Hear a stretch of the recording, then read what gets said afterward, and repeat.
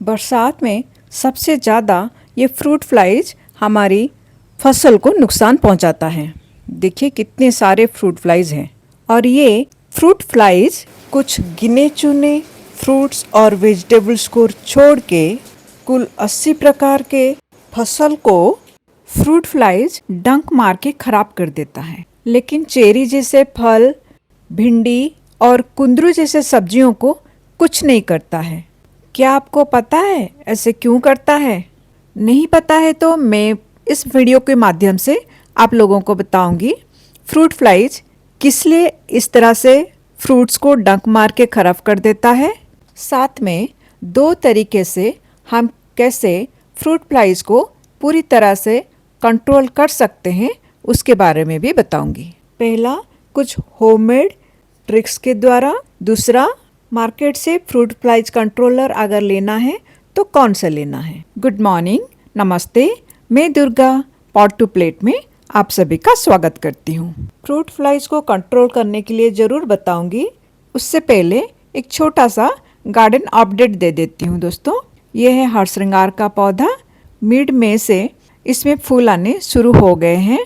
इन फूलों के ऑरेंज डंठल को ऑरेंज फूड कलर के लिए इस्तेमाल करती हूँ। मेरी गार्डन की एक नए मेहमान से मिलाती हूँ। ये है सहतूत का पौधा जो लंबी वैरायटी की है।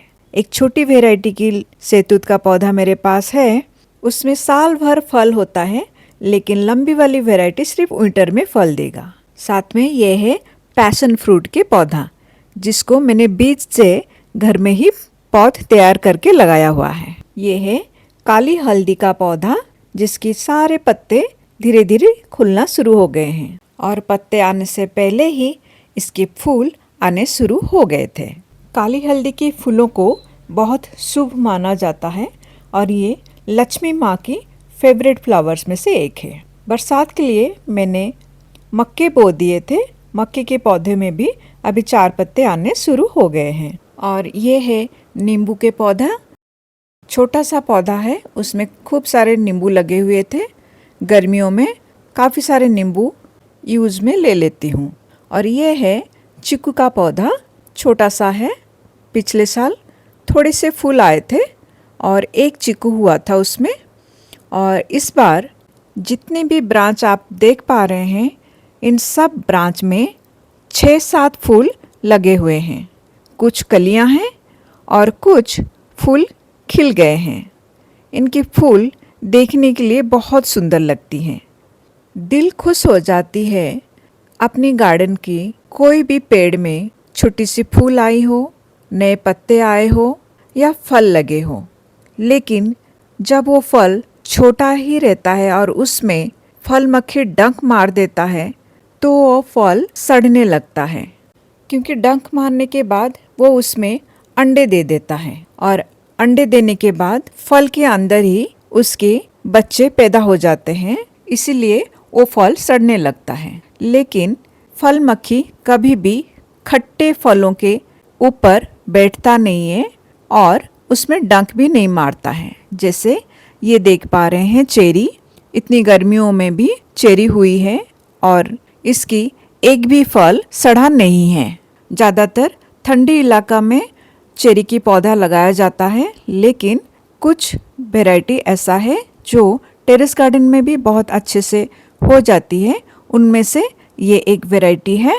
मेरे चैनल में इस चेरी के पेड़ के ऊपर डिटेल वीडियो अवेलेबल है, आप चाहे तो उसे देख सकते हैं।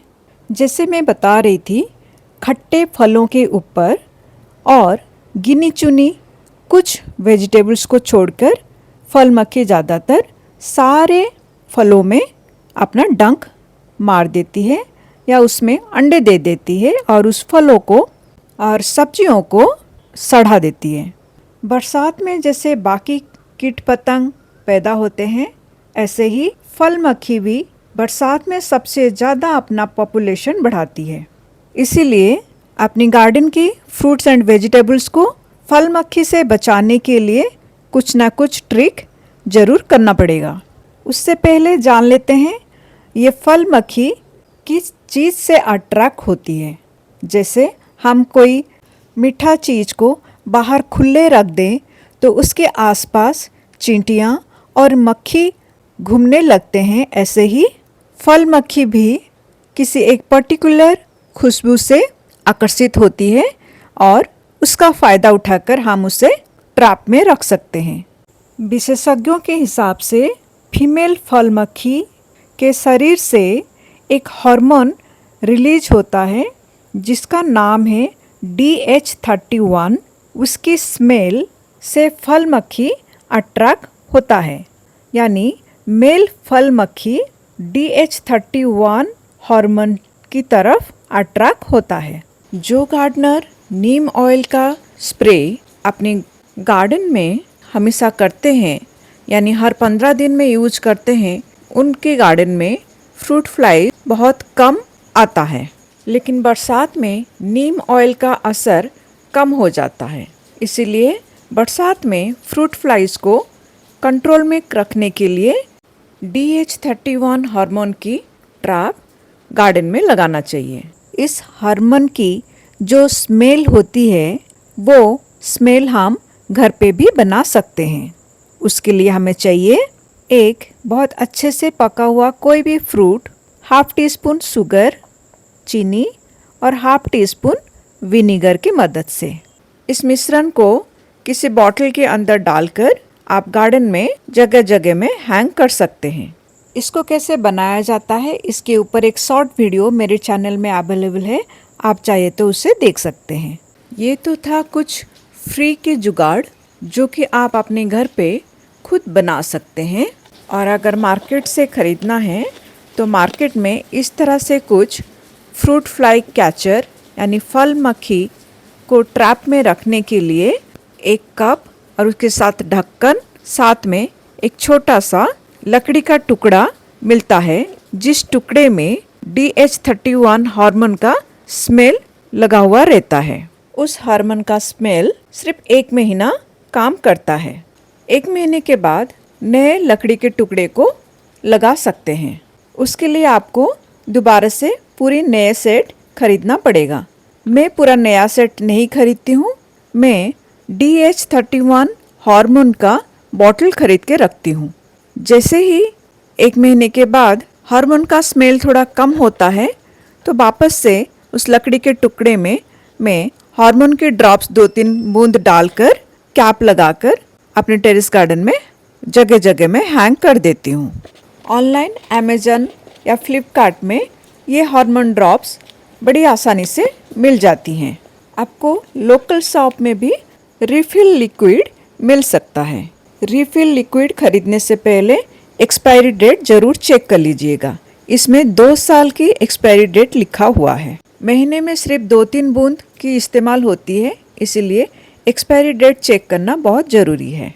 ये वाली फ्रूट फ्लाई कैचर का एक ड्रॉबैक भी है, इसमें काफ़ी बड़ा होल होता है। इसी होल के अंदर बारिश की पानी चली जाती है और लिक्विड का स्मेल बहुत जल्दी ख़त्म हो जाती है। फ्रूट फ्लाइज उसमें बहुत ज़्यादा फंसते नहीं हैं, इसीलिए मैं एक देसी जुगाड़ बना के रखती हूँ। छोटा सा स्पंज का टुकड़ा ले लेती हूँ और उसमें 2-3 बूंद DH31 की लिक्विड डालकर बॉटल के अंदर भर देती हूँ। ये प्लास्टिक की बॉटल बहुत हार्ड है और सालों साल चलता है। इस बॉटल में दोनों साइड में मैंने स्लिट काटकर छोटा छोटा छेद बना रखा है। जहाँ पर भी मैंने इस बॉटल को काटा है उसके ऊपर वाले पार्ट को काटकर पूरी तरह हटाया नहीं है, उससे थोड़ा ऊपर की तरफ उठा के रखा हुआ है।